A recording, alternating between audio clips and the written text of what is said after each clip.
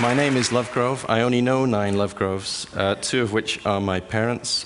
They are first cousins, and you know what happens when, you know. So there's a terribly weird, freaky side to me, which I'm fighting with all the time. So to try and get through today, I've kind of disciplined myself with an 18-minute talk. I was hanging on to have a pee. I thought perhaps if I was hanging on long enough, that would guide me through the 18 minutes. Okay. I am known as Captain Organic, and that's a philosophical position as well as an aesthetic position. But today, what I'd like to talk to you about is that love of form and how form can touch people's soul and emotion. Not very long ago, not many thousands of years ago, we actually lived in caves, and I don't think we've lost that coding system. We respond so well to form. But I'm interested in creating intelligent form. I'm not interested at all in blobism or any of that superficial rubbish that you see coming out as design, this artificially induced consumerism. I think it's atrocious. My world is the world of people like Amory Lovin, Janine Benyus, James Watson. I'm in that world, but I work purely instinctively. I'm not a scientist. I could have been, perhaps, but I work in this world where I trust my instincts. So I am a 21st century translator of technology into products that we use every day and relate beautifully and naturally with. And we should be developing things, we should be developing packaging for ideas which elevate people's perceptions and respect for the things that we dig out of the earth and translate into products for everyday use. So, the water bottle. I'll begin with this concept of what I call DNA. DNA, design, nature, art. These are the 3 things that condition my world. Here is a drawing by Leonardo da Vinci 500 years ago, before photography. It shows how observation, curiosity, and instinct work to create amazing art.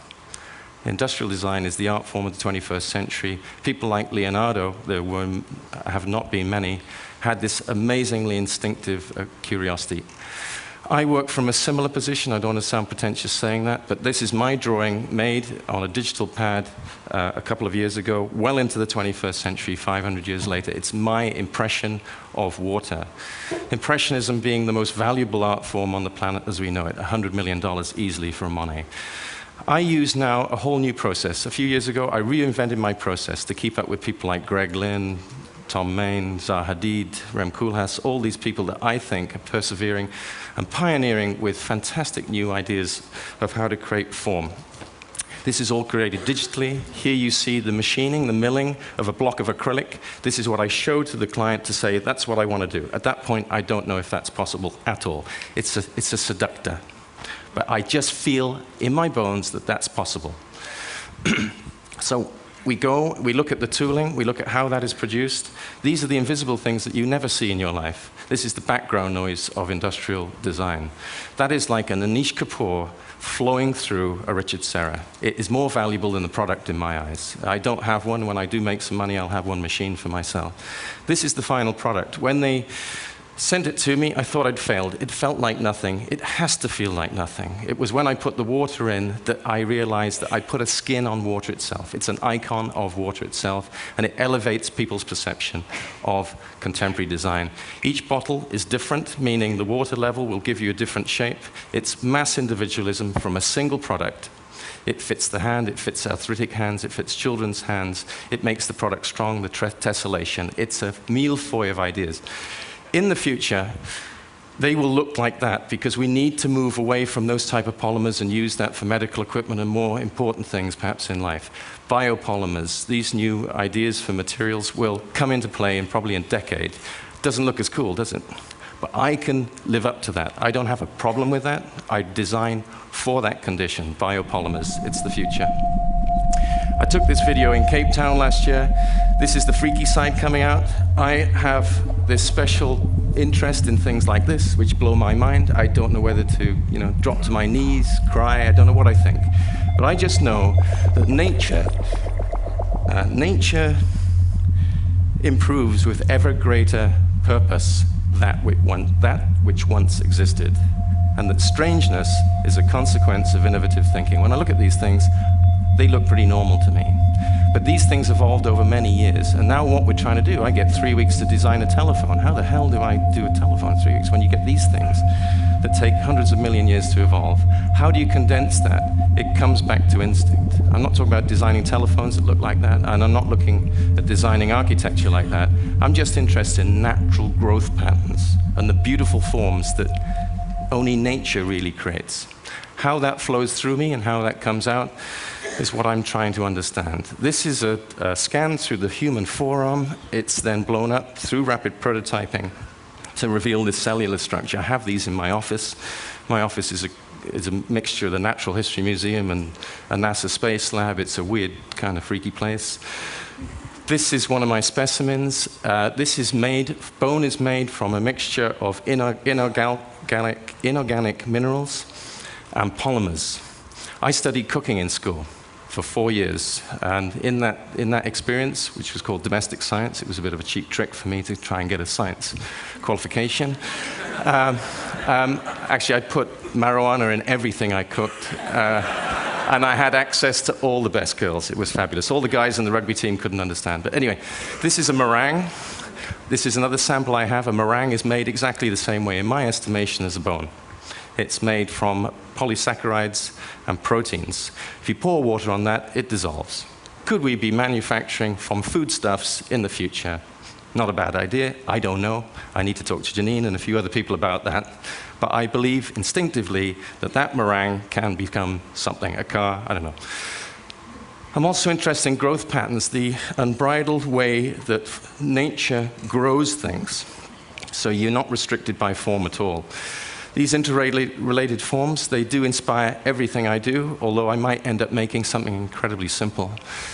This is a detail of a chair that I've designed in magnesium. It shows this interlocution of elements and the beauty of kind of engineering and biological thinking, shown pretty much as a bone structure. Any one of those elements you could sort of hang on the wall as some kind of art object.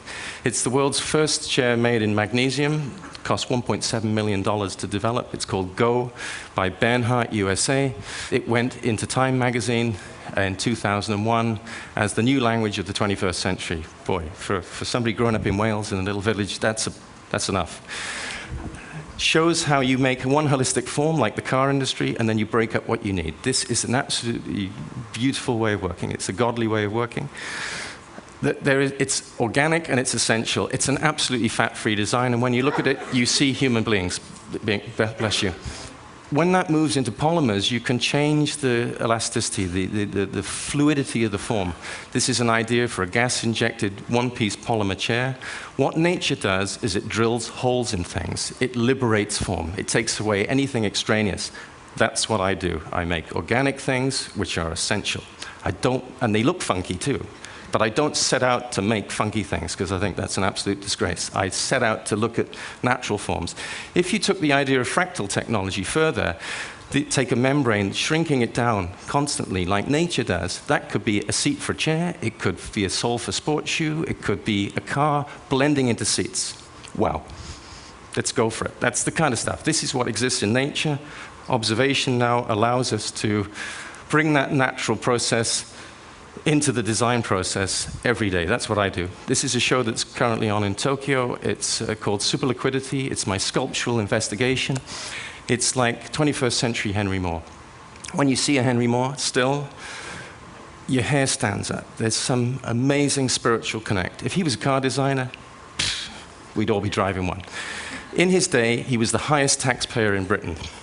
That is the power of organic design. It contributes immensely to our sense of being, our sense of relationships with things, our sensuality, and even the sort of socio-erotic side, which is very important. This is my artwork. This is all my process. These actually are sold as artwork. They're very big prints. But this is how I get to that object. Ironically, that object was made by the Kalani process, which is a brand new process here for the 21st century, and I can hear Greg Lynn laughing his socks off as I say that. I'll tell you about that later. When I look into these data images, I see new things. It's self-inspired. Diatomic structures, radiolaria, the things that we couldn't see but we can do now, these, again, are cored out. They're made virtually from nothing. They're made from silica. Why not structures from cars like that? Coral, all these natural forces take away what they don't need, and they deliver maximum beauty. We need to be in that realm. I want to do stuff like that. This is a new chair which will come on the market in September. It's for a company called Moroso in Italy. It's a gas-injected polymer chair. Those holes you see there are a very filtered down, watered down version of the extremity of the diatomic structures. It goes with the flow of the polymer, and you'll see there's an image coming up right now that shows the full thing. It's great to have companies in Italy who support this way of dreaming. If you see the shadows that come through that, they're actually probably more important than the product. But it's the minimum it takes. The coring out of the back lets you breathe. It takes away any material you don't need, and it actually garners flexure too. So, I'm going to break into a dance then. This is some current work I'm doing. I'm looking at single surface structures and how they flow, how they stretch and flow.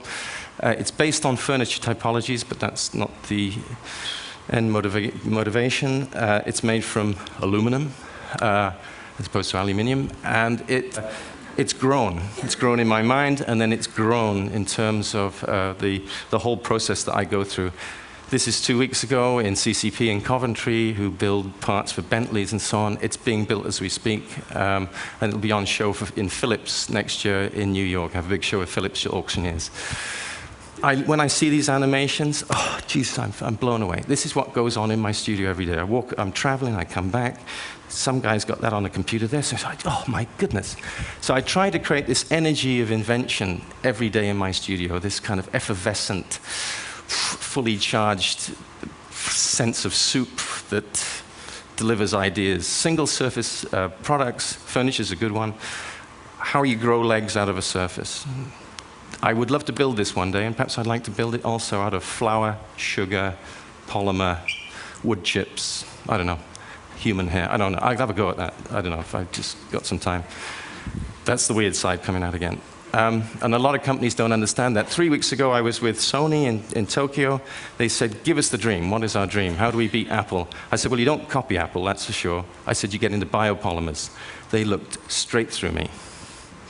What a waste. Anyway, that's true. Fuck them. You know, I mean, now I'm delivering, they're not taking.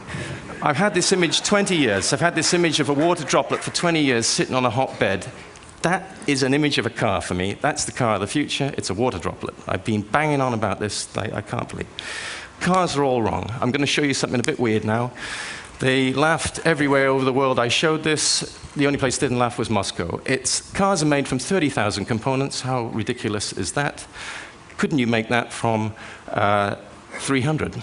It's got a vacuum-formed carbon nylon pan. Everything's holistically integrated. It opens and closes like a bread bin. There is no engine. There's a solar panel on the back, and there are batteries in the wheels. They're fitted like Formula One. You take them off your wall, you plug them in, off you jolly well go. Three-wheel car, slow, feminine, transparent, so you can see the people in there. You drive different. You see that thing? You do, and not anesthetized, separated from life. There's a hole up the front, and there's a reason for that. It's a city car.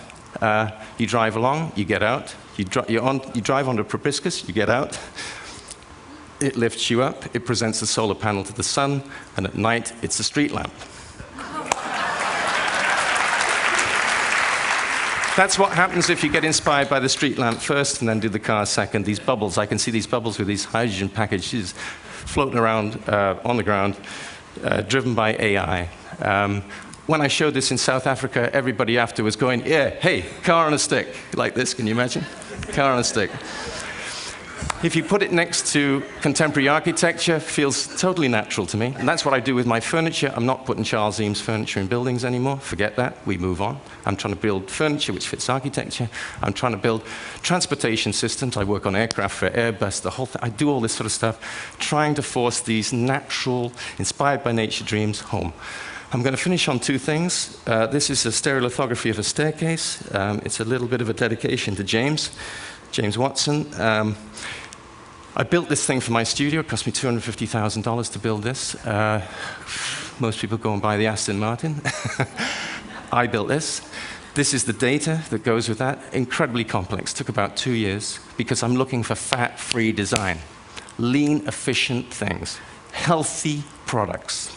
Yeah, this is built by composites. It's a single element which rotates around to create a holistic element, and this is a carbon fiber handrail which is only supported in 2 places.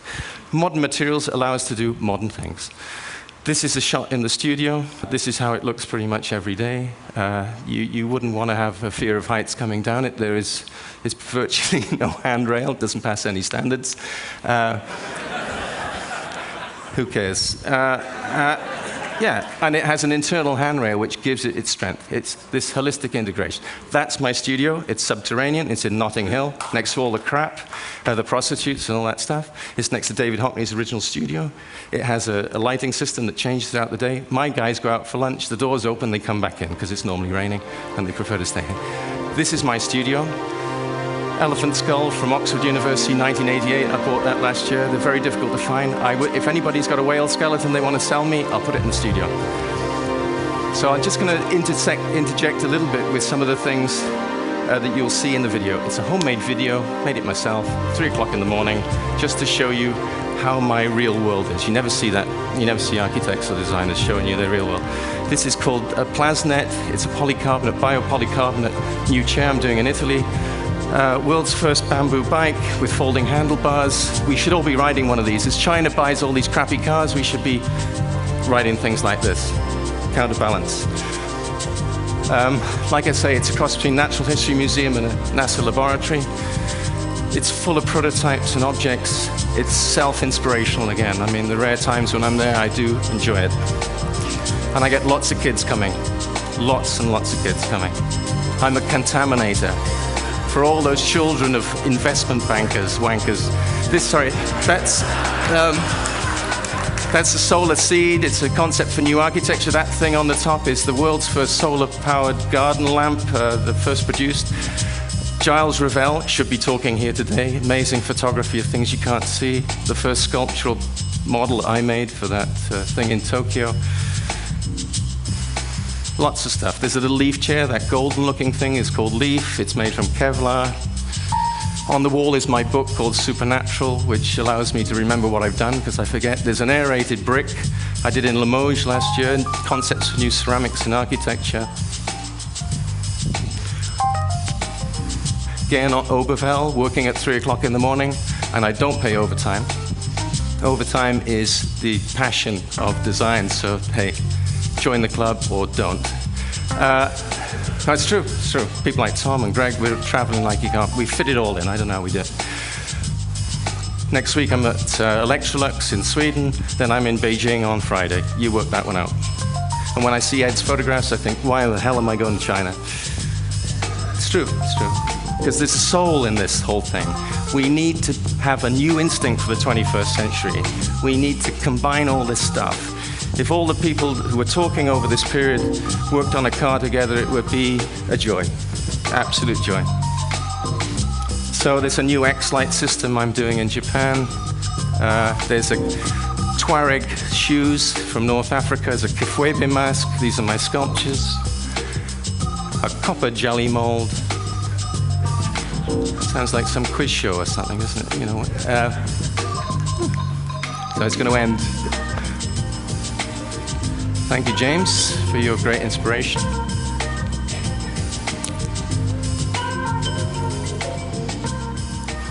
Thank you very much.